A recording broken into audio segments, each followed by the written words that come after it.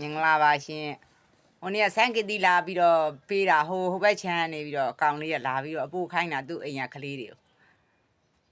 ကိုတီဟာဆိုတဲ့ချမ်းပိုင်ရှင်ချမ်းပိုင်ရှင်ကလာပြီးတော့ဗောသူတို့ချမ်းလေးကိုလည်းကျမတို့ကြည်ကြည်ထားတော့လာပို့တာအဲ့တော့ကိုကလည်းမတီးဘူးလေလာပို့တဲ့လူကမတီး तू ကတီးတာကျမမတီးတော့ तू ကအင်္ဂလိပ်လိုတွေဘာတွေကတအားကျွမ်းတာလေကျွမ်းတော့ဟဲ့ဆန်းကတိကဘလူလာပို့တာလဲဘလူလာပို့တာ